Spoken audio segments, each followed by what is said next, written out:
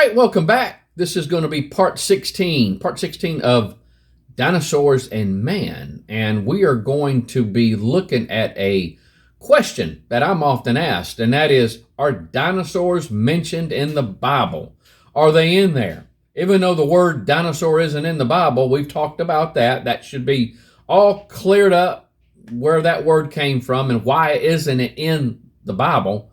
Are there animals in the Bible that can be looked at and where we can say, hey, that's a dinosaur? That they're talking about a dinosaur.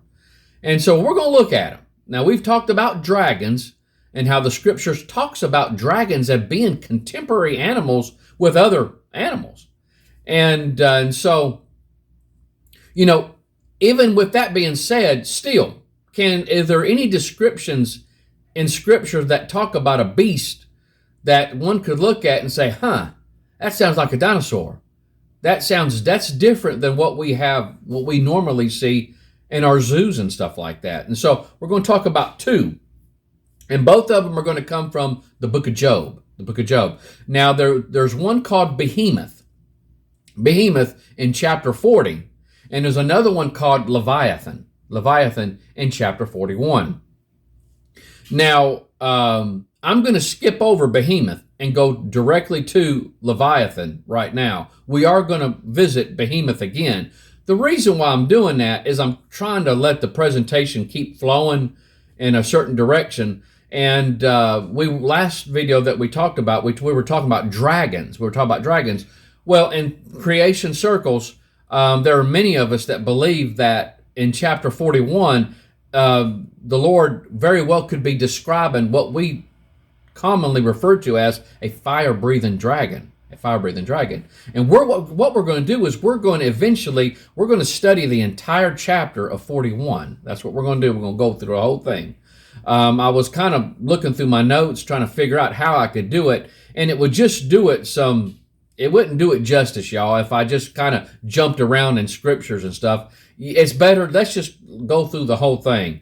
And so, I'm really not going to try to make it as long as I have to, but, like I said, there's no real hurry, and I'll kind of break up the videos and make it as bite-sized into topical segments of it. And you can kind of chew on what I'm going to give you until next time that we talk. But I'm going to try to give you as much information that I can, what I've been able to find to kind of clarify what exactly is the Lord, what kind of animal is the Lord really describing in 40 and 41. And so I'm going to do the best that I can on this, and hopefully this will give some type of clarification on it, that way I can be as true to his word as possible. And so, but what I want to do though, before we really start getting into Leviathan in chapter 41 of Job, notice on the screen, this right here is a Bible that was written by Anton LaVey. It's called the Satanic Bible. Now, Anton LaVey, he started the Church of Satan. I'm not sure. At one point in time, I know when he died, it seems like they may have continued on with that church. But I didn't look into it to see presently what they're doing with it right now. But I do know at one point in time it was kind of set on the shelf. But they may have started that thing back up. But he was the one that started that church up. But if you'll notice here, this pentagram, you'll see that it's an upside down star, 5 points, and right in the middle of it is a goat's head. Now, if you'll notice, you'll see there's two lines. Right in the middle of those lines. Now, what I was doing is I was putting together something on Satan. It seemed like it was Satanism or the occult in cartoons and the media. It was something along there. It's been a long time ago. I was looking into this stuff here. Well, when I saw this pentagram, I was saying, what are those little symbols at the end of those points of that star? And when I got to looking at it, I said, you know what? Those look like Hebrew letters. And that's what it looked like to me. It looked like Hebrew letters. Now, I have the Hebrew alphabet. It's on my desk here at my study. I keep it up. It's the Hebrew alphabet. And so what I did is I went in and I started to figure out what exactly are those? What exactly does he have going on here?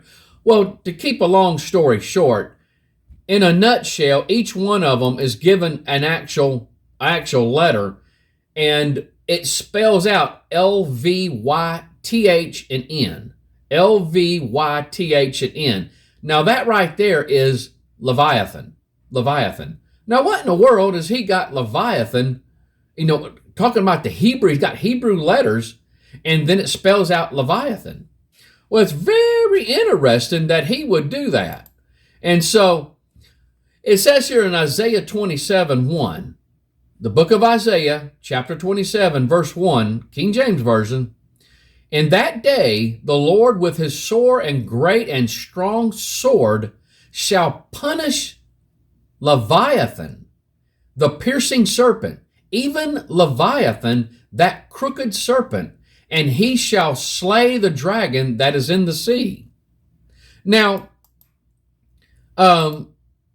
it's really interesting when you look at, that's the thing. The thing about the Bible is you got to know how to rightly divide the word of truth. You got to rightly divide it. And even though the Lord may be talking about, let's just say, an animal, he may be directing his attention to an actual person. Now, what he's talking about there is Satan. He's talking about Satan there. And it goes on in Revelation 19:21, "And the remnant were slain with the sword." Now, if you'll notice, let's go back to Isaiah. Notice it says here that in that day, the Lord with his sore and great, strong sword shall punish Leviathan. Now, does that mean the Lord's going to have a sword in his hand? No, because if you notice in the book of Revelation in 19:21, "And the remnant were slain with the sword." Now, what's he talking about? Of him that sat upon the horse, which, here it is, "which sword proceedeth out of his mouth, and all the fowls were filled with their flesh." Now, what he's talking about here is that when the Lord comes back, he is not going to have to lift a finger to do anything. All the Lord is going to have to do is just speak. And it's going to be done. Just like when he created the heavens and the earth, he done it with his mouth. He spoke it and it came into existence. He spoke it and it was done. And you can notice many of the miracles in the New Testament that Jesus did. Some of them he just said, "Go on your way, your servant is healed," or "your child is healed."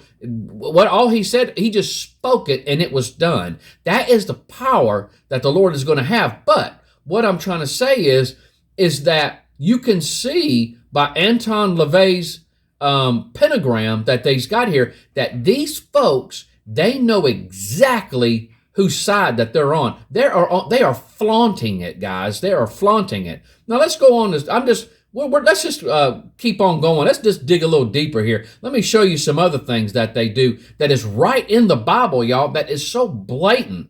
That they're showing exactly whose side that they have picked. If you'll notice this is some artwork, satanic type of artwork. But if you'll notice, there you go with the Hebrew letters again around the pentagram. That 5-star pentagram, you got the goat head in the middle. See that? You got the Hebrew letters which spell out Leviathan. L-V-Y-T-H-N. That's Leviathan.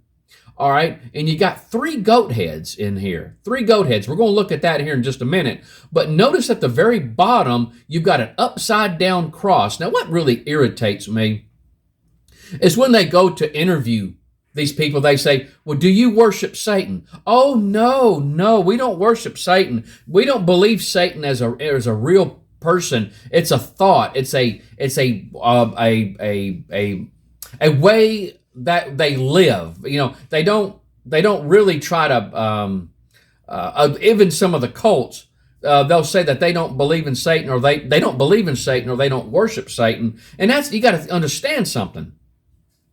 Satan don't care who you worship, as long as you're not worshiping God. When he came to Eve He tempted Eve, but he never once asked Eve to worship him. Never one time did he ask Eve to worship him. He just said that you're not going to surely die, that when you eat that fruit, you're going to become gods, and it's going to make you wise. It's going to make you wise. That's all he tempted her with, and that was enough, guys, for the whole human race to be marked, will have that sin nature within us. We were done at that moment in time. That was enough. Never once did Satan tell Eve to worship him. He just tempted her, and she sinned. It was simple as that. But notice this. Notice that upside down cross. Now that shows you who they really have disdain for. Now, if you'll notice this next picture, this is from the Church of Satan. This is from one of their altars. Notice the upside down crosses in there. There's 3 of them in there. They are saying pretty much down with God. And notice who they're attacking. They're attacking Jesus. They're attacking that cross, because that cross is where Jesus died, shed his blood for our sin. That's the one that they're after, guys. They're after that cross.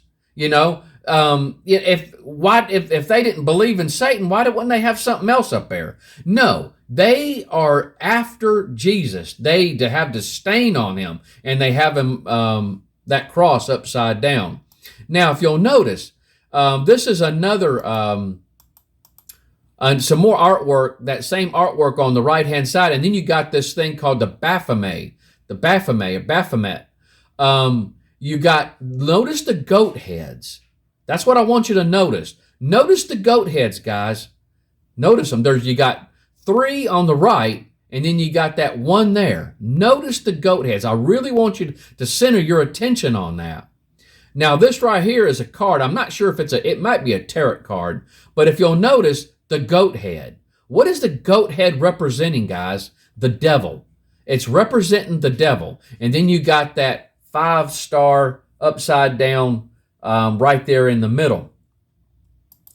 Now, let's go through some scripture here. Hebrews 13:20. Now the God of peace that brought again from the dead our Lord Jesus, that great shepherd of what? The sheep, through the blood of the everlasting covenant.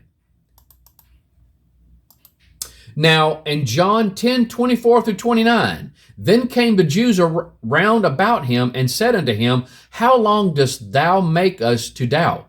If thou be the Christ, tell us plainly. Jesus answered them, I told you, and ye believe not.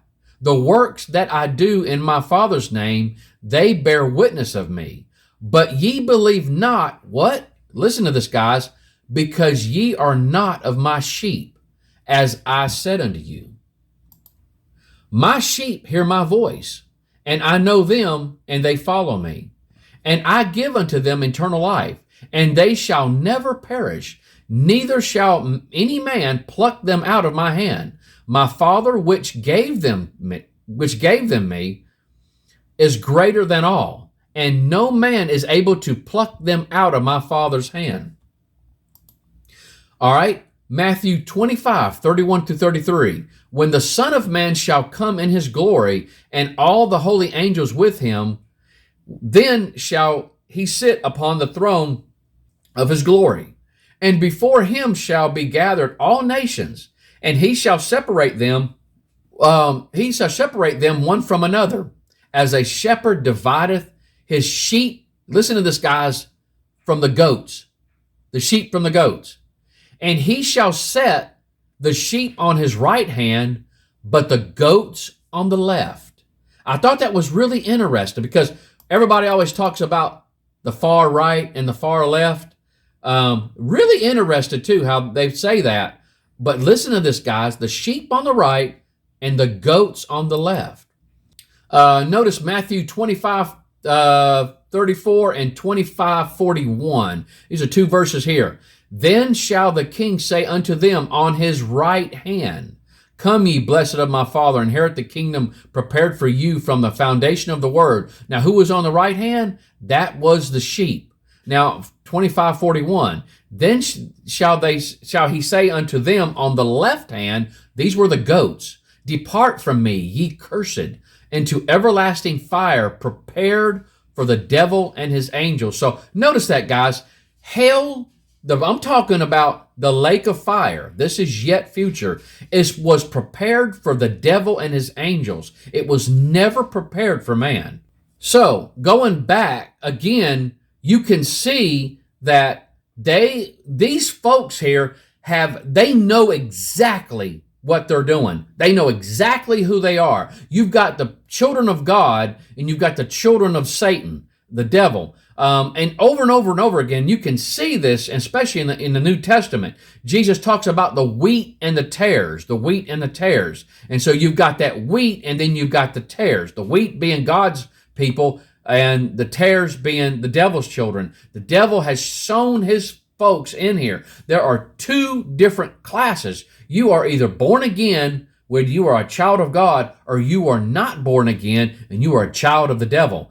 At any rate, we'll stop right here, but I want you to understand that that I do believe that Leviathan, spoken of in Job chapter 41, is speaking of an actual living, breathing an actual animal that existed.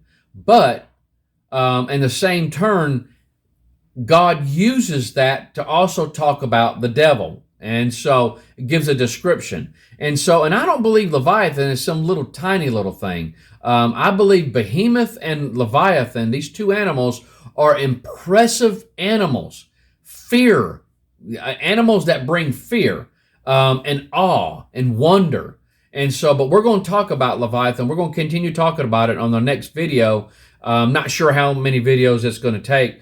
But what we're going to do is we're going to tear it apart. We're going to tear it apart and we're going to try to understand what exactly was this animal, what exactly kind of physical characteristics did it have, and what does other theologians believe about it, and some of the theories about it. And so, but we're going to talk about this. We're going to try to draw out as much information that we can, okay? But you guys take care. I love you. Bye-bye.